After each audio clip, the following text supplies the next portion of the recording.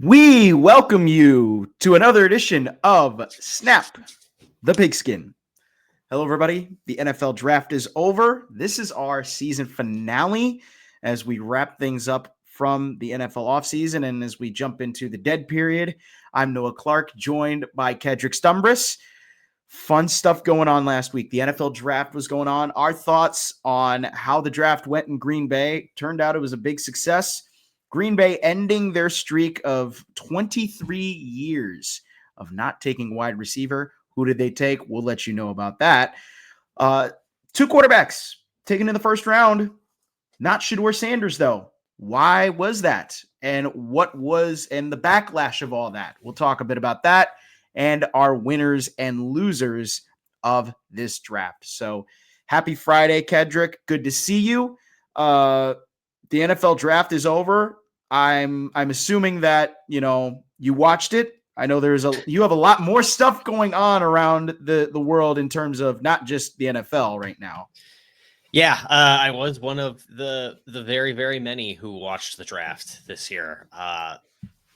Banner numbers for the draft, both attendance wise and television wise. And it was just throughout the 3 days was just a very buzzy draft. And yes, some of that comes from being in Wisconsin, but some of it comes from just like talking to people who I just wouldn't normally talk to about the draft. And it was the Shedeur Sanders of it all really did grip the country in a way that is hard to do with just about anything these days outside of March Madness, outside of the Super Bowl. It was fascinating the way that the conversation dominated the greater culture, dominated the zeitgeist for 48 hours in a way that I don't remember a storyline from the NFL draft doing in my I don't quite want to say lifetime because I'm sure, but I kind of want to say the Aaron Rodgers thing, but that only lasted one evening and not even the entire evening. It was fascinating. So yeah, a great draft and lots of stuff over on Athlon Sports with, the Wisconsin Badgers of it all impact coming out of the draft, which I'll also tease a little bit later in the show too. Yeah. It was a fun draft. Let's get right into it. Let's talk about that. Let's talk about first down, and let's talk about our thoughts on Green Bay. This is the Green Bay. This apparently was 10 years in the making. Mark Murphy had been pushing for the draft to be in Green Bay, and after 10 years, Mark Murphy finally got the draft into Green Bay, and what a success it was. Averaging over in the 3 days, 250,000 people each day with a total of 600,000. That's not math in there, pal. That's not math. Am I wrong on that? Or is it the thousands or million? You think they shoved 1 million people into Green Bay, Wisconsin? I don't know. Into Ashwaubenon? There's a lot of zeros when I type this up on the doc, but 600,000 was 600 attendance. Thank you. Was the rough attendance. Second largest draft attendance ever. Second only to the draft. Excuse me, last year in Detroit, which I think there's an interesting angle to be had there. And the second most watched on television of all time. In a world where we see declining attendance numbers at most sporting events because more people are opting to watch on television at home, the pairing of, an off-season sporting event having tremendous attendance with tremendous television numbers is, almost unthinkable in this era, in the year of our Lord 2025. And This was a fun draft like throughout. I mean, and a lot of people leading up to this, there was those questions of, would this draft be very successful? Would it pan out to the drafts in recent years? Detroit, Nashville, Kansas City, Philadelphia, Chicago, all those other drafts. Would it pan out to those ones in terms of the spectacle? And it was a pretty big spectacle throughout. I mean, even though a lot of the athletes said there really wasn't much to do in Green Bay, when the draft came, I mean, I think those thoughts just were washed away because given the fact that you walk out to the stage and Lambeau Field's just right in front of you, it's a historic monument to the NFL world and to American society. So I really am shocked. I was shocked at the turnout that how this draft went and the fact that like, hey, you said it, second most people there at the draft. One of the more top 5 watch drafts of all time is pretty dang impressive. And I really hope that Green Bay gets another draft here. I think that would be awesome, but we'll have to see down the road how that goes. But the Green Bay, I will say another thing too, the Green Bay fans did show out for that game. I think the entire city of Green Bay was there for that game or for that draft because holy cow, for 3 straight days, that place was packed. And day 3s usually aren't the days where the draft venue is really big. But even day 3, which is a day that not many people really care about, still packed. And still full of the same green and gold Packer fans, which is pretty darn impressive and goes to show how well and how respected this Green Bay fan base is. Yeah, the like maybe there were doubts about how well it would go over of it all. I think day 3 really is a testament to that. And to be fair, the Packers had some tremendous luck along the way too in circumstances. The Baron Sorrell pick, that was pretty good. So I loved it. For those who maybe tune out after day 1 or day 2, Baron Sorrell is a defensive lineman out of Texas, the University of, and he was not gonna be a day 1 pick. There was a chance that he could go day 2.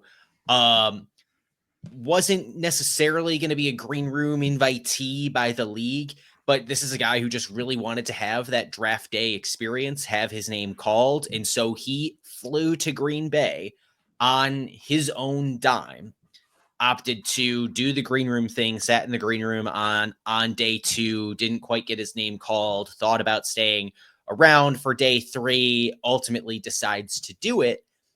And he has his name called after paying his own way to the draft and is in Green Bay to go up and have himself come out there on day 3. You have an athlete there. And I think it was Goodell himself who announced this pick, was like, well, we normally don't do this, but he's here. We're going to bring him out to you. And of all teams that could have drafted him, it ends up being the host city. Green Bay didn't even know he was there when they made the pick. That was a wild thing too. And they shifted on a dime. Their social team was all over it, understood the assignment. Baron Sorrell is out with the crowd, chanting "Go Pack Go" after he gets picked, and they have him going out and doing the leap and just a whole social tour of Green Bay. Like, hats off to that team for just keeping the fan base engaged and recognizing that cool opportunity to where that's a cool thing for any social team to get to do with just this surprise. But then the serendipity of it all, of it being the host city, just makes it 100 times better. Yeah. Anything on the Baron Sorrell? Otherwise, I'll keep going. I will say love the pick. I want to talk. I'll talk a little bit about that more. But that is one of those. That's one of those like it hits you in the feels a bit for this guy because like, man, I did not expect that he was going to be there. When they panned over to him, and I was like, "Is he's in the green room? Oh, he's here. Oh, okay. So bring him out. The Packer fans, Green Bay's going to love him." Yep. He did. I will say he did do a little bit better of knowing what the chant was than the guy on day one, which we will talk about in a sec here. But any other thoughts on this, Kedrick? Let me do this first. And this is just an NFC North thing, and like beating the Packers is like every NFC North team Super Bowl, Of course. And I just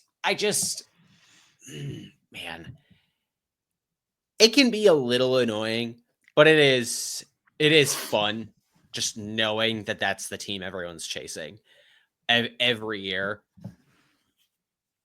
The victory lapping, and yeah, this is like people getting #mad online. The victory lapping by some Detroit fans, of course, over draft attendance. I knew you were going to talk about this. I feel like this is one thing that really is just like y'all really told on yourselves here. Mm-hmm. Like you really told on yourselves here. Like, okay, hang the banner. Detroit has a population 5 times the size of Green Bay, not to mention the larger metro area, which there is no larger Green Bay metro area.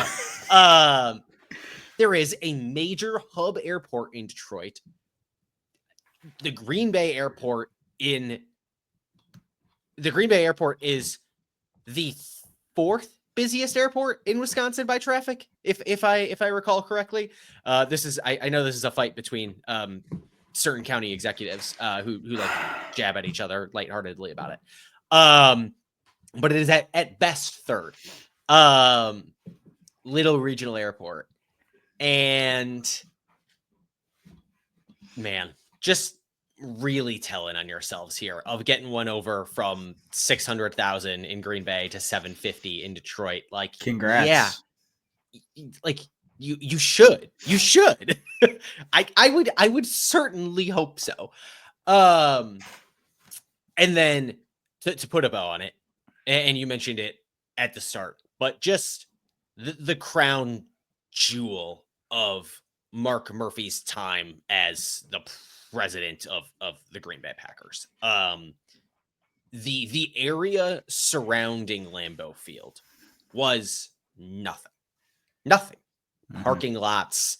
There were houses right in the way that we think about that is the area that is Lambeau Field, but the Resch Center is there, and the Don Hudson is there, the practice facility, but otherwise there was really nothing. And there is now an entire stadium district that did not exist. Short enough of a time ago to where I remember that, and I'm not 30 years old. Like, I am relatively young, and I can recognize just how much more there is now in the surrounding Lambeau Field area. And without those things, keeping in mind, there's nowhere else to do this in Green Bay. There's nowhere else to hold this event. Like I said, there's not a greater metro area. There's just not a large downtown space that you can do this in. It doesn't exist. It's a city of 100,000 people. It's nothing. It's tiny. So this is the first time there was a draft like at an NFL stadium. Or maybe the second. I don't remember where the Kansas City draft was. But it was at the courthouse. It was at the town hall. That's right. That's right. Okay, so I was right remembering this then. It was the first ever. So this is the only place that you can do this in Green Bay.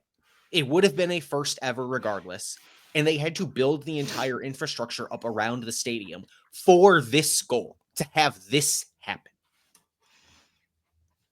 Tremendous. Just tremendous long-term visionary planning. And I know I'm not the first to say this. I know I won't be the last to say this. No. I know I'm not the loudest, most prominent voice to say this.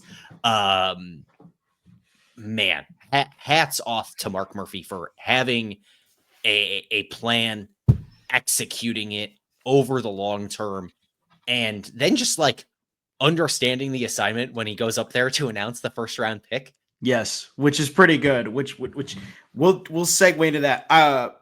One last thing though, beginning of the draft. Did you see Clay Matthews just troll the Bears so hard? Tremendous. I brings a smile to my face. Yep. I can hear Bears fans punching the air. But yes, let's get to second down because this Mark is Murphy and the announcement of this pick.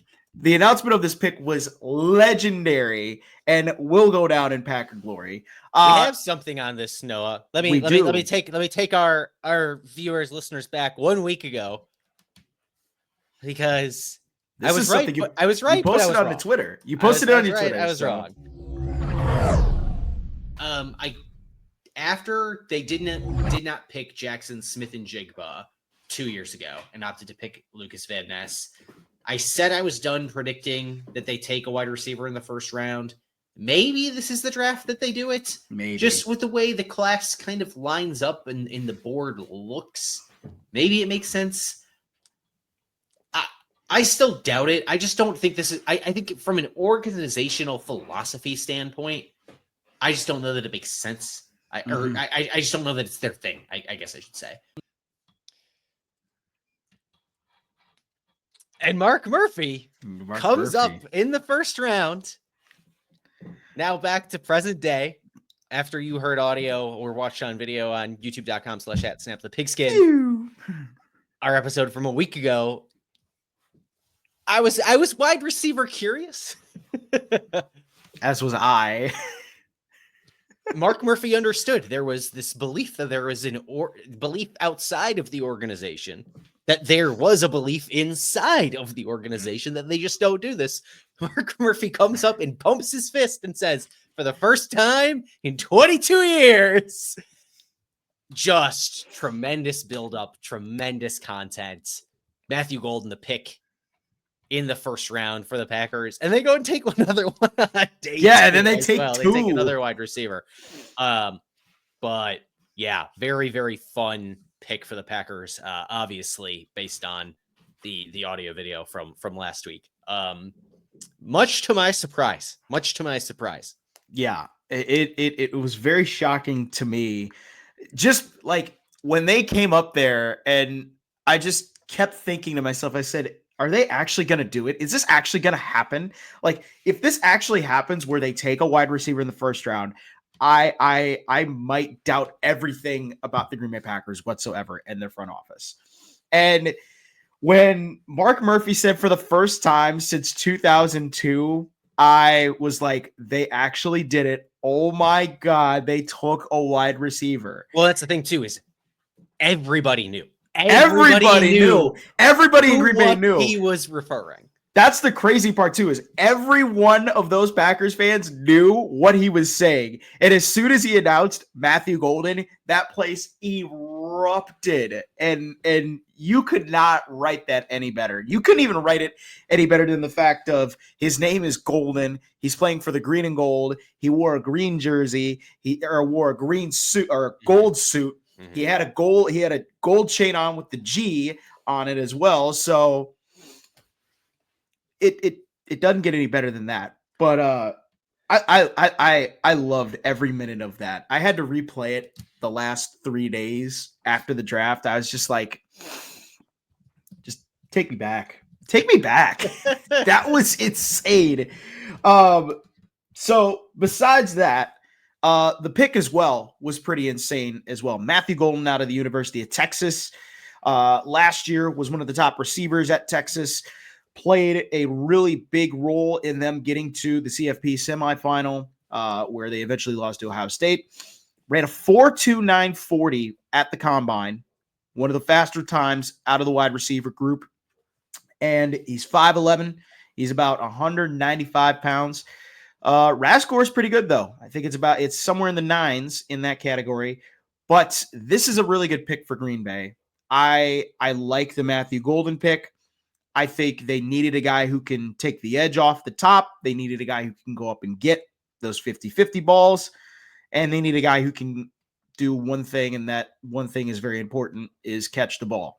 He has very, very fluid hands. He just finds a way to catch the ball right into his hands just so easily. Something that a lot of these wide receivers last year did not do well. And man, Matthew Golden, I think, brings a little bit of that edge that they need to that wide receiver room. It brings a lot of competition, especially, too, with the fact that they drafted Savion Williams in the third. Somebody's getting cut from that wide receiver room. Somebody's getting cut. I don't know if, and this is me just tossing out a name, right? Because of where he lands on the depth chart. Maybe he proves his skin here in the next coming weeks, couple of months. But a guy, a Malik Heath is not long for this world in Green Bay. I do not think. Which, yeah, it is unfortunate for him, given where I think consensus around what this room was a year ago was just so drastically different than what the consensus on what the room is today. Matthew Golden certainly has the measurables, the athletic testing, I should say, of the parts of a man beating, take the top off of a defense wide receiver. The size, certainly something left to be desired. But I am interested in seeing what happens there. And given the fact that he has just he spent time at Houston and then Texas and certainly excelled with the Longhorns, but just varying levels of football in his time in his time in college, because you start your career in the American at Houston, you spend that one season when Houston joins the Big 12, and then you make the jump from the Big 12 to the SEC with the Texas Longhorns in their first year in the conference. So for him to he's succeeded every year he's been so far, but now he's got to take another jump, and that jump basically every year in competition for him is something that interests me in seeing, okay, how do you respond to another jump this upcoming year? Overall, it's a pick that I think understandably has some fans excited, others concerned, just because it does rub against the norm for so long of what the Packers would do in the first round. Granted, I don't think they picked Golden here if he was not doing something of a slide in the first round. He's sliding a little bit later than people thought he would go. Seemed like the idea was he would go somewhere around 15. Instead, he left, maybe 5 picks longer than he necessarily should, according to some, but ends up in the Packers' lap, and it just makes a lot of sense. I think that what this pick did was tell us a lot about how they think their priorities lie, and what they really do think of the room. You add in the fact that the Packers did exercise the 5th-year option on a Devontae Wyatt, for example, defensive lineman. I think they feel better about their ability to rush the passer with the bodies they have in the room than other people do, because they didn't go that route. They on the first or second day, because the second day they also go offense with an offensive lineman and a wide receiver. They didn't take a corner. It feels like I am increasingly out on an island with this, where I am just incredibly skeptical of their secondary talent at corner. And some of that is like, I'm just not necessarily a Keyshawn believer. And there are some smart people who really are Keyshawn believers. So maybe this is just me showing my own ass on this one. But like, I don't know. Yeah. But what I am interested in this pick, and then combine that with day 2, is just they know Christian Watson. You blow a tire there, and I don't know if he has another game as a Packer left in him. I wonder what they do with Romeo Doubs. I think they know that's a hard question. I think they are less enamored with the depth at that wide receiver position than they were a year ago. And I think that they probably see secondary as something they can patch up with a lot of the talent they have on the back end of the defense at safety, which good luck. What a place we were a year ago. I know. Good luck. Saying that. Yeah, just very interesting to me. Yeah. I mean, it definitely did. You said it like perfectly. It definitely showed us what the Packers' priorities were and what spots they value. The fact that they went offense the first 2 days, and not only that, they not only went offense, they took a lineman, they took 2 wide receivers, which the 2 wide receivers thing really made me raise my eyebrows a bit, because it's like, you took one in Matthew Golden. Okay, you're set there at your number 1. But then you take Savion Williams in the 3rd.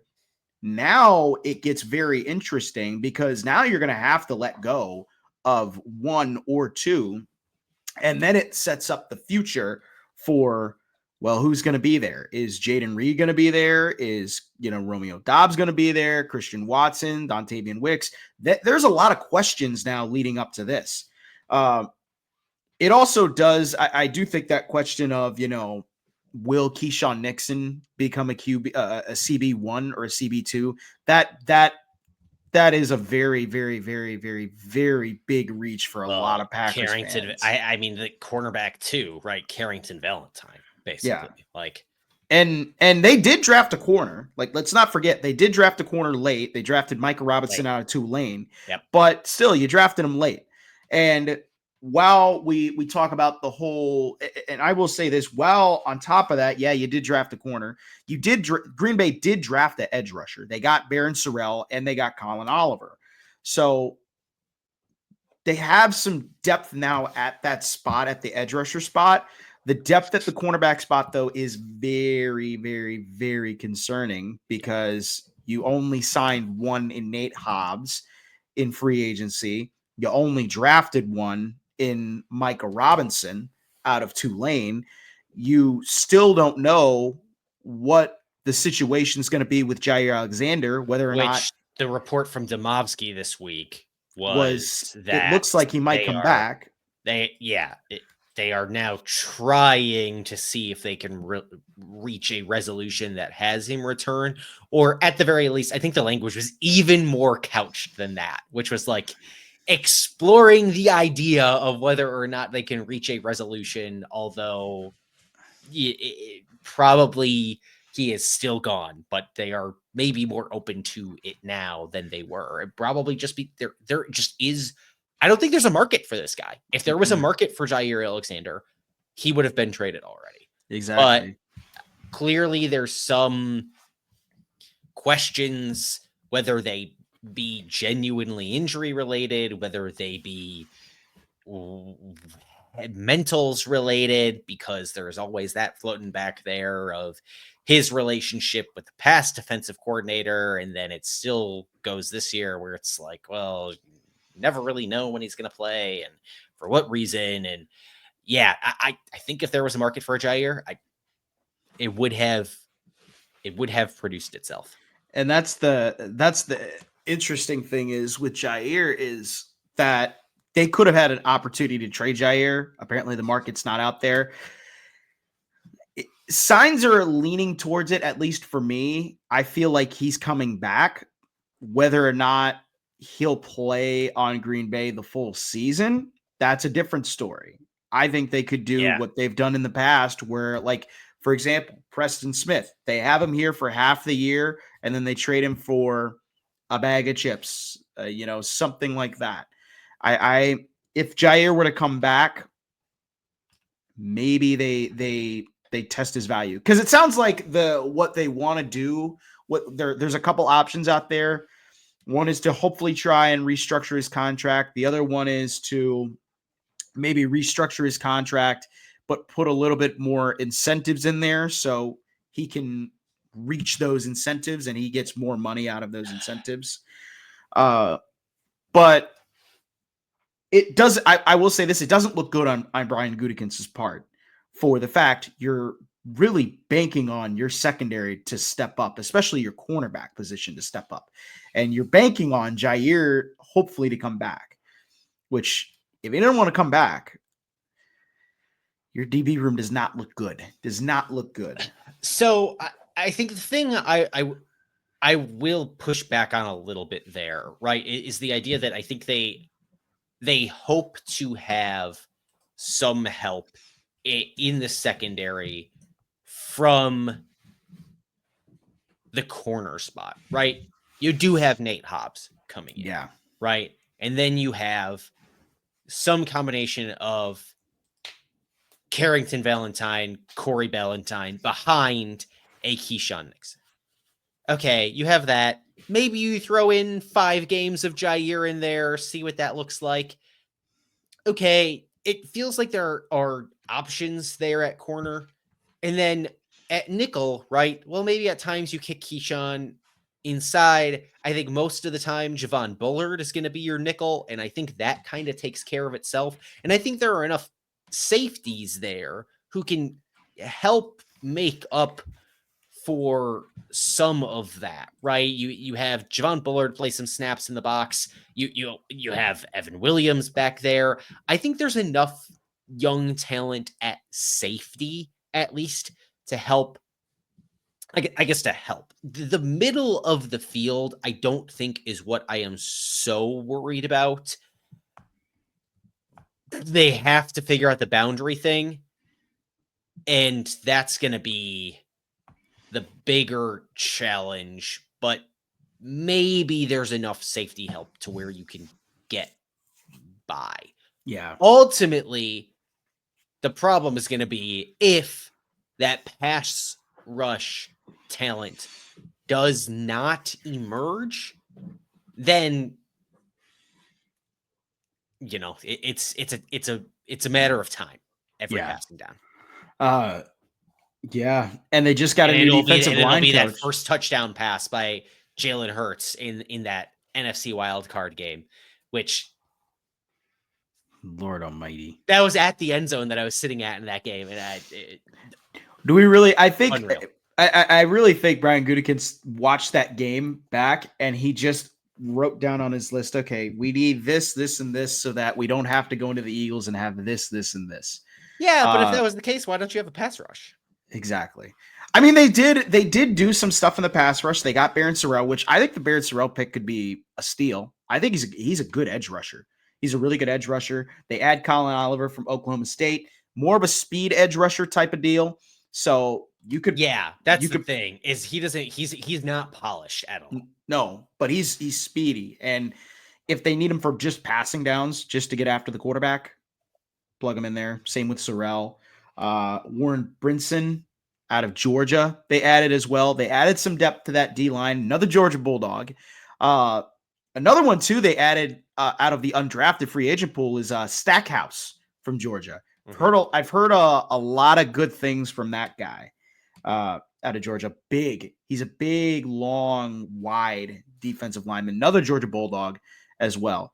So we've seen it a few times in the past, Goody dig into the undrafted free agent pool and pull out some gems. And whether or not these gems are going to stick around, that's the real question. Yeah, we'll see. But I'm still skeptical of what this team can be. I got a little bit of pushback from folks over the weekend with me saying the Packers are going to have to win every game, 35-31. I understand that this defense, like by EPA last year, was pretty good. Yeah. By DVOA, defense pretty good. But I also watched the games. And by that metric, I'm more skeptical. It's kind of one of those. It's kind of one of those on paper type of deals. They should be good, but then when you watch them, it's like just weird. And I think it just ultimately goes back to the conversation we had about the NFC North, the division rotations, and what that meant going into the playoffs, and who actually had cut their teeth against quality competition. Yeah, let's move on. Yeah. Third down. We'll get it right. Let's get into third down because this is another big topic. Two quarterbacks were taken in the first round, Jackson Dart and Cam Ward. Cam Ward going to the Tennessee Titans and Jackson Dart going to the New York Giants. Another quarterback out of Ole Miss going to New York. I feel like we've heard this story before. But the shocking thing is Shedeur Sanders not getting taken in the first round. And he fell all the way to the fourth round to the Cleveland Browns, which, by the way, Cleveland already had picked a quarterback at that point. They had picked Dylan Gabriel out of Oregon. So there was no need for a quarterback. But now you look, this quarterback room for Cleveland is just the weirdest quarterback room I've ever seen in NFL history.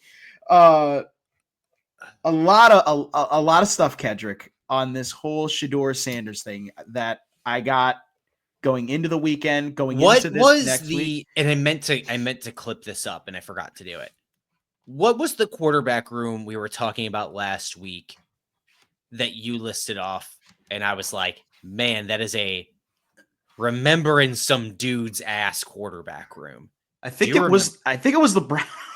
Was it already the Browns? I think it was the Browns. What I thought it was. Because the Browns quarterback room has Joe Flacco. So the Browns quarterback room has Joe Flacco, Kenny Pickett, correct, on there. You add Dylan Gabriel, Deshaun Watson, and Dylan Gabriel now, and Shedeur Sanders. That's your quarterback room.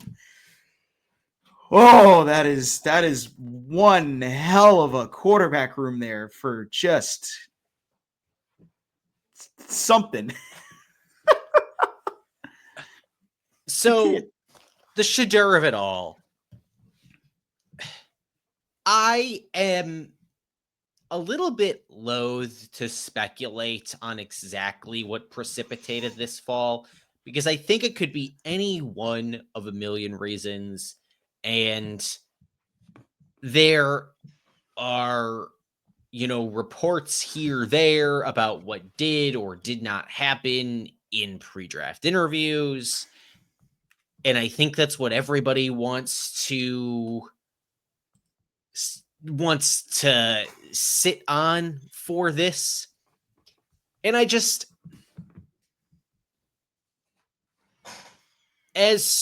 listen, I love shit posting online as much as the next guy, but also as someone who has a little bit of skin in the game of trying to provide for like integrity in reporting. I am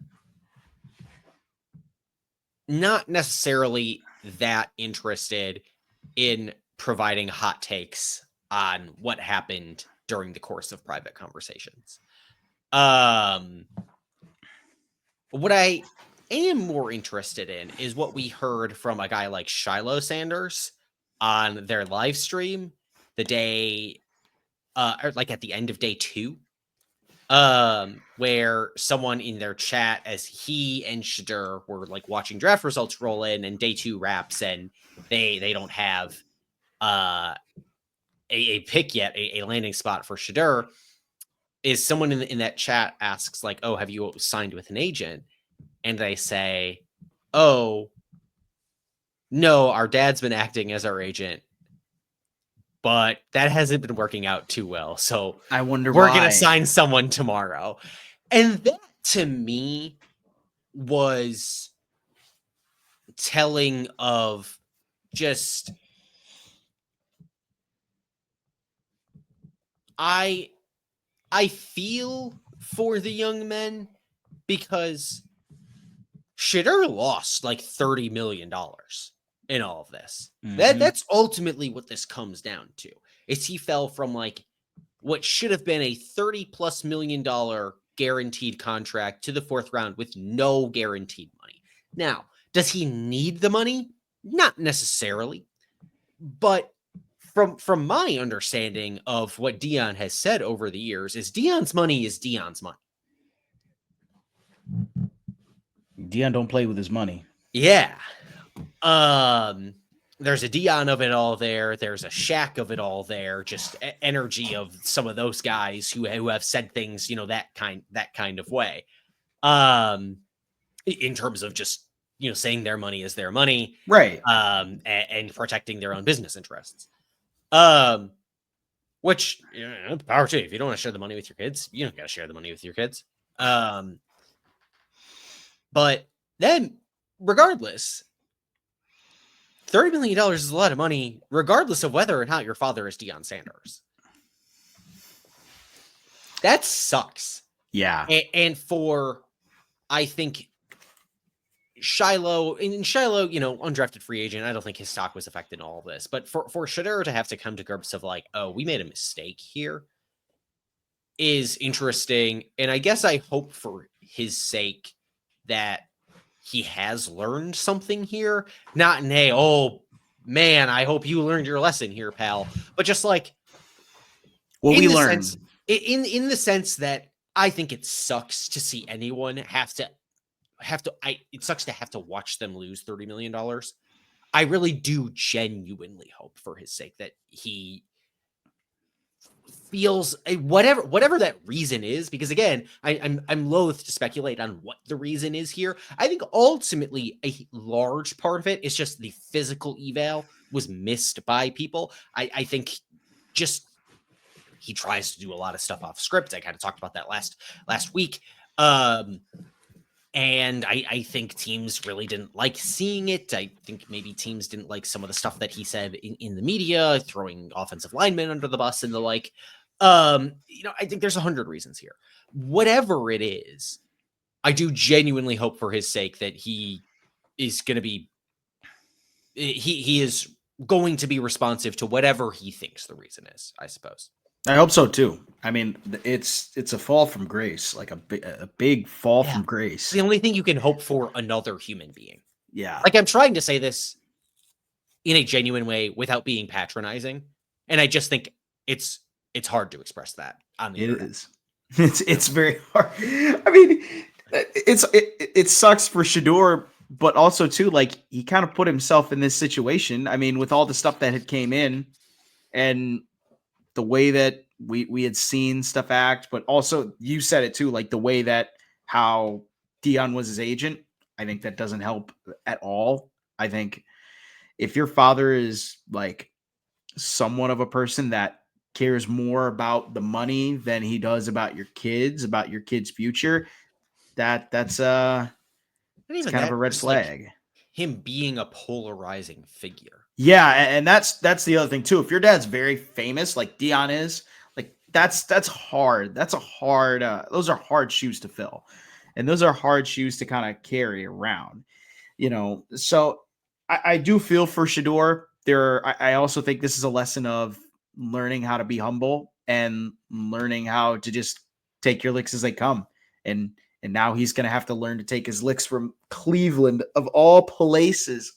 Which, okay, enough about the Shedeur of it all then, because that's been why you take Dylan Gabriel to then take Shedeur. That's what also was just really weird for me. You take Dylan Gabriel and then you take Shedeur. Like, I didn't understand the Browns.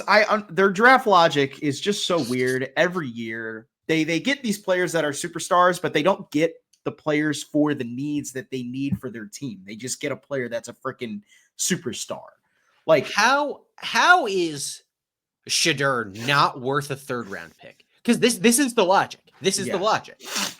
The logic is that Shedeur is not worth a 3rd round pick, but he is worth a 4th round pick when you already have Dylan Gabriel. Wow. Yeah.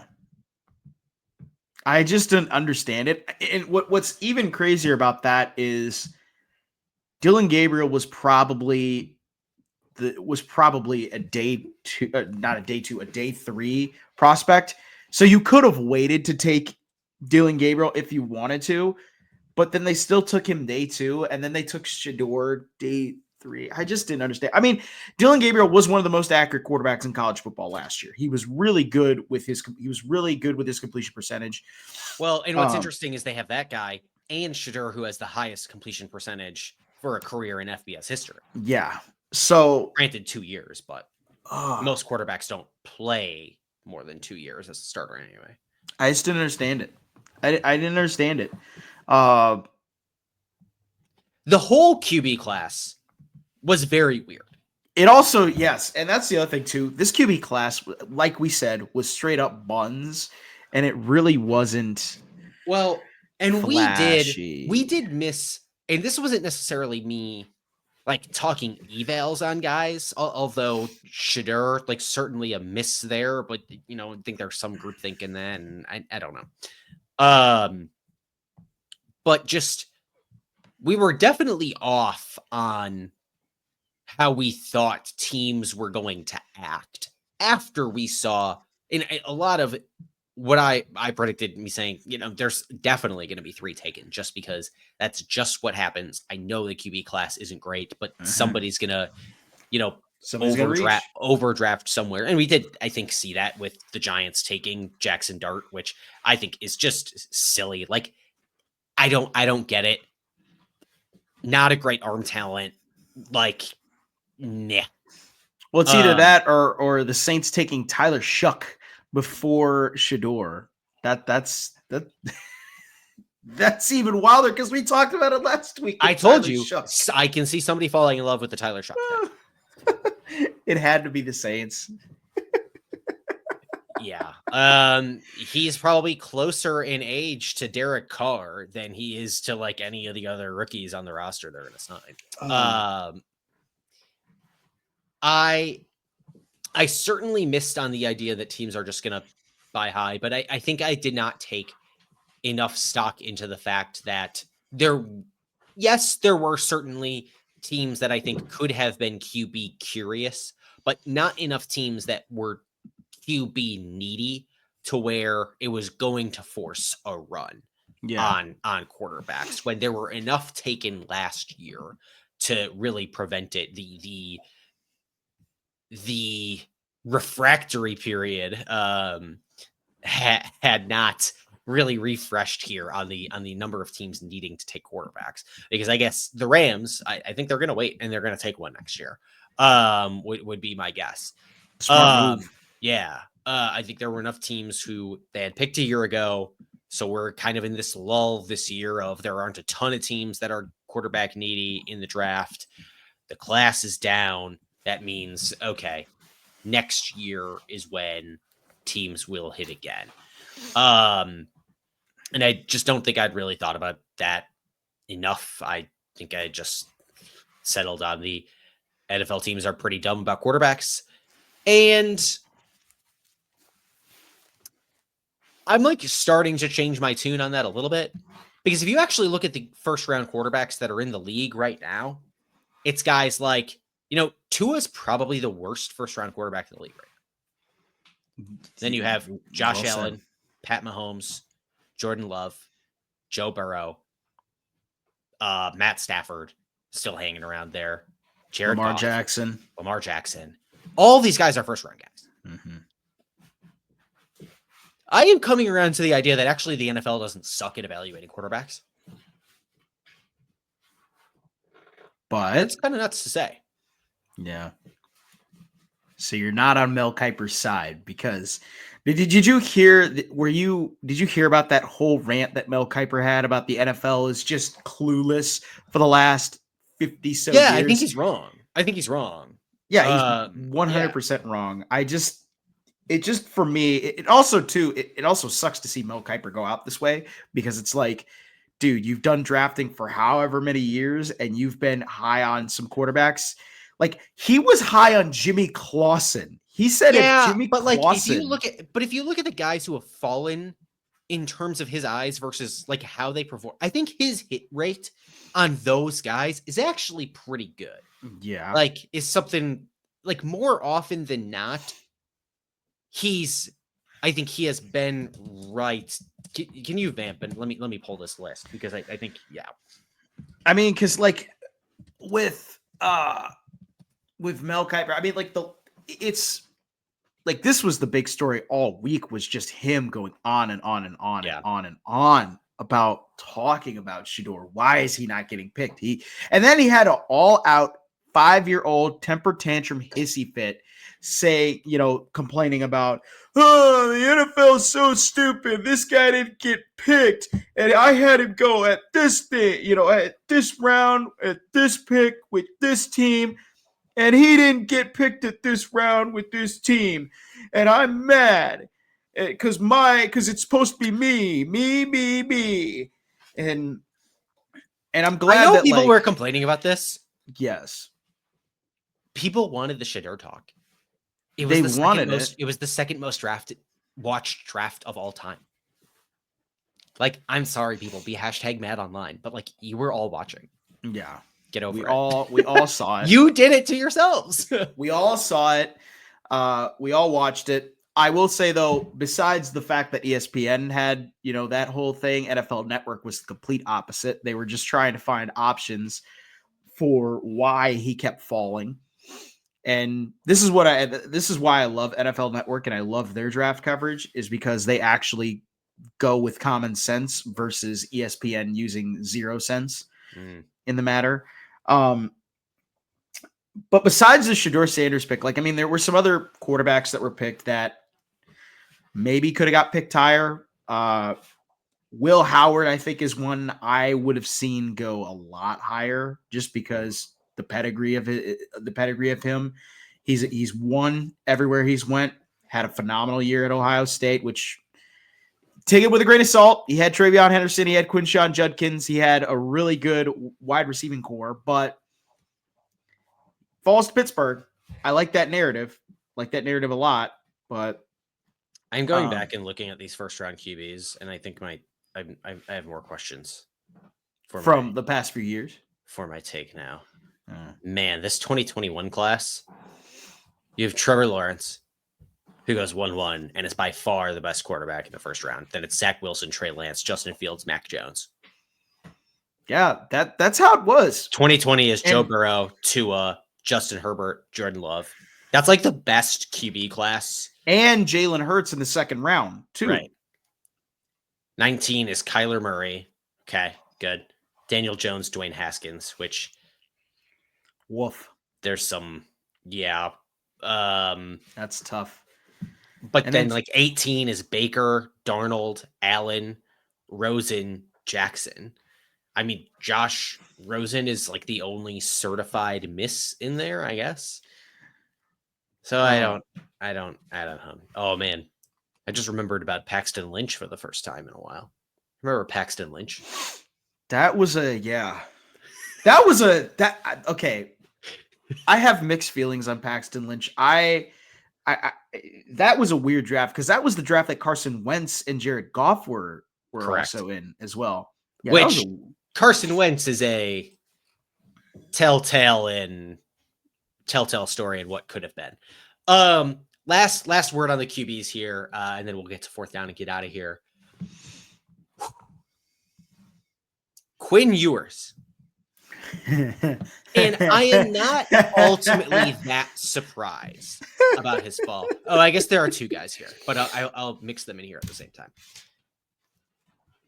Quinn Ewers goes from like absolute, without a doubt, can't miss prospect. Like so good that he reclassifies up a year early, goes from the number one in his class to automatically the number one in his class as he's a year young graduating high school. Does it to get an NIL bag in Columbus, then just transfers back to Texas, and off he goes. To a 7th round pick from all of that. He went to the Dolphins. To the Dolphins, too.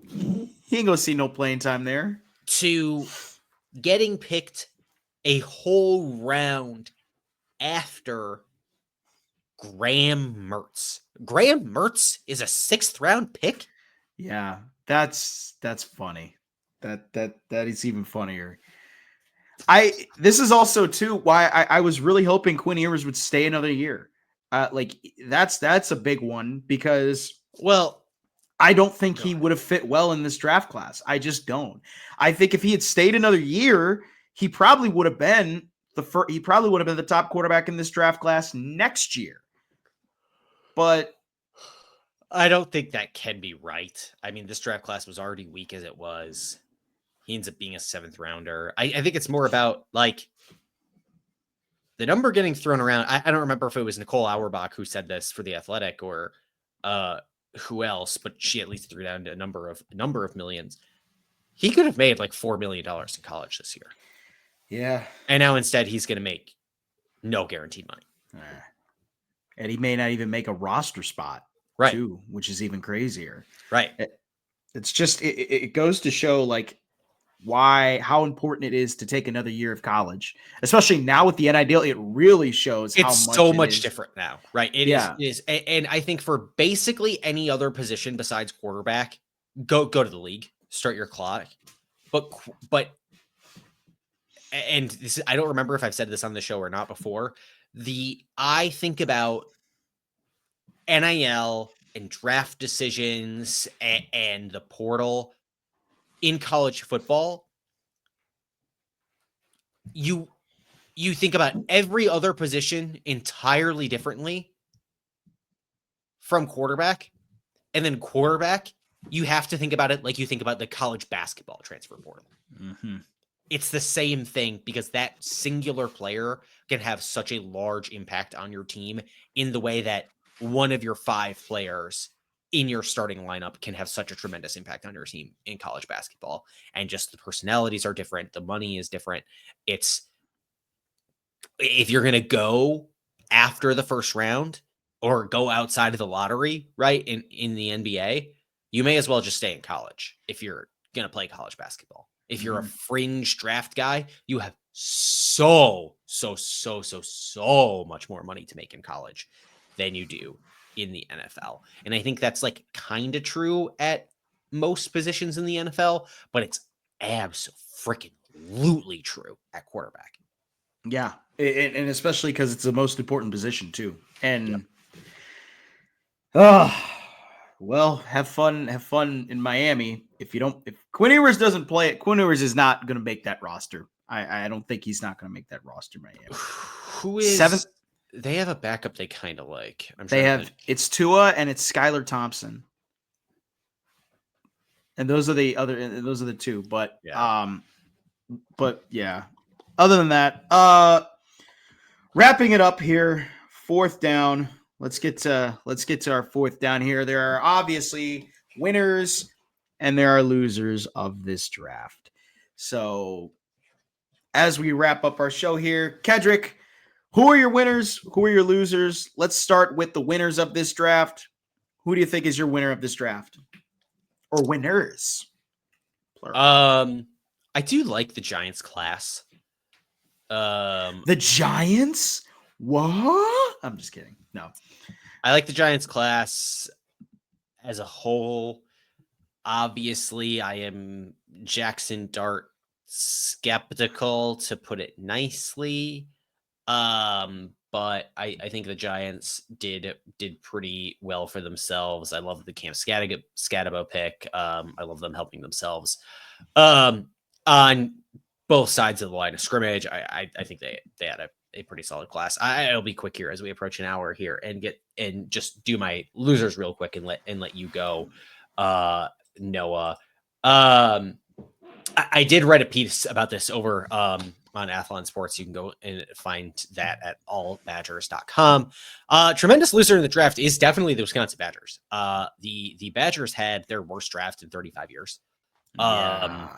And I don't necessarily think this is a reflection on Luke Fickell. I think it is more a reflection on what Luke Fickell was handed, which was, a hollowing out program. Whether or not he has since hollowed it out is, something I think fans have the right to debate. But Never before this draft have fans had to wait for the 218th pick to hear the first Badger taken off the board. And this was first, or I'm sorry, at least never before the last 35 years, not in a generation, have fans had to wait as long as they did over the weekend in Green Bay, Wisconsin, to hear a Badger's name called. Jack Nelson going 218th overall in the draft to the Atlanta Falcons, and that was the longest anyone has had to wait since 1990, when Craig Hudson was the only Badger taken in the draft, going 263rd tight end to the Kansas City Chiefs. Hunter Wohler slips. I still think the NFL has massively missed on his eval. The Colts want to play him at linebacker. He's got the size to do it. No, he doesn't. No, he doesn't. He's small. Does he not? Like he's big-ish for a box safety, right? At least like, for what his size is. But for him to play full on linebacker, he is small. He is small. He can be a box safety, but like it's I think they are doing him a disservice. But regardless, this was the longest Badger fans have had to wait to hear any Badger called. This is over the last 2 years, there have only been 4 Badgers drafted, the highest of which were the pair of 4th rounders last year. That is the fewest taken over the course of 2 years in the past decade. A program that has put lots and lots and lots of talent into the NFL has been, I mean, you understand why it's been rough on the field. Mm-hmm. That's my loser for the draft. And no, I'll let you talk about actual NFL things here, as I have vamped and interrupted you enough today. It's okay though. I gotta go for my winner. I gotta go with the New England Patriots. Man, New England really put themselves in a prime position to be relatively somewhat of a competitor in the AFC East. They added some pieces for Drake May, and they added some pieces on the defensive side. They get Will Campbell at 4. They add a tackle there. Will Campbell has some small arms, but I think he can hold up well just because of his sheer power. But then day 2 and day 3 is what really impressed me. They went out and they got Travion Henderson in the 2nd round, and they get Kyle Williams, 2 really outstanding players. Travion Henderson is going to be a starter. He's going to be a big fantasy running back this next season. Really good in pass pro, which is something that a lot of people preached about. Daniel Jeremiah preached about Travion Henderson. He's a really good running back in pass pro. Kyle Williams out of Washington State, played with Cam Ward for a couple years, has a lot of speed on that end. They need a guy who can get over the top and who can just get open, and I like that ability from him. Then you go into day 3, and day 3, they just really, they impressed again. They get Braden Swinson out of LSU, and this was a trade from Carolina, and they also get Joshua Farmer, the defensive tackle from Florida State. They added some pieces on that defense already with what you have in Milton Williams, and you just add to that defensive group. And I like what the Patriots did. I like what Elliott Wolf did in this draft. I think they built off their defense. They're rebuilding that offense. They saw last year what they had in Drake May, and they said, okay, let's start building around him. Let's build him an offense. I like the Patriots in this draft. I liked what they did overall, and I liked what they were able to come out of with here in this draft. The loser out of this draft, it's the team that we talked about last week that only had 4 picks, that came into the day with 5 picks. The Minnesota Vikings picked up another one. Yeah, they picked up another one. They got 5 picks. Their first round pick, in the 24th pick, they get Donovan Jackson. They go into the 3rd round, they get Ty Felton. They go in, and then that's in day 1 and day 2. And then just day 3, they did not really have a very phenomenal day. They get Kobe King, the linebacker out of Penn State, in the 6th. Tyron Ingram Dawkins, the defensive tackle out of Georgia, and Gavin Bartholomew, the tight end out of Pittsburgh. Not a whole lot to love here from Minnesota. Not a whole lot to love here from the Vikings. I just really they really didn't draft for need. They just kind of drafted just to draft. And Donovan Jackson probably going to be the only one that will stand out. But after that, they really just did not have a good draft. I mean, you draft Gavin Bartholomew in the 6th, and you already have TJ Hawkinson there as your tight end. Like, I don't understand the logic in adding another tight end to this group when you already have him and Johnny Munt. There's your 2 tight ends. And then you add another linebacker, which they still have Josh Metellus, on the deep on that side. So it just was a weird draft for the Vikings. I really didn't like any of the picks that they had. I just thought that they had 5 picks and they spent 5 picks on sheer need or sheer just depth and not really addressing anything for the future. So those are kind of what I had for winners and losers. I would say if the homer pick was there, I'd go with Green Bay because they always nail their drafts, but time will tell. Time will tell. With that, wraps up for us here for season 2 of Snap the Pigskin. Kedrick, it was very good. It was very awesome to have you on through this whole year. And we're going to kick it back off again with season 3 when training camp starts yet again. But in the meantime, watch Snap the Pigskin on YouTube at Snap the Pigskin or listen wherever you get your podcasts. You can listen to us on Amazon Music, Spotify, Google Pod. Actually, we don't even have Google Podcasts. Amazon Music, Spotify, Apple Podcasts, etc., etc.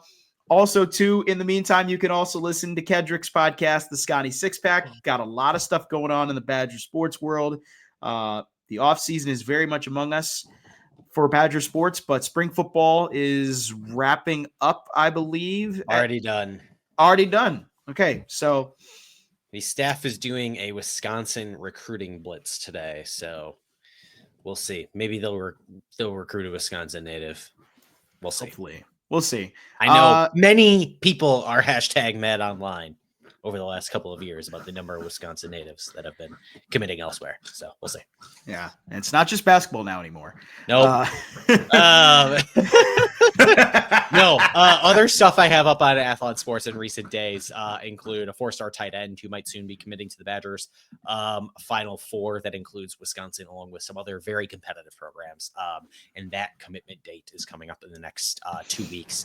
Also some words on Andy Van Ginkel signing a massive extension with the Minnesota Vikings. So some NFL love over there. Love that for Andy Van Ginkel.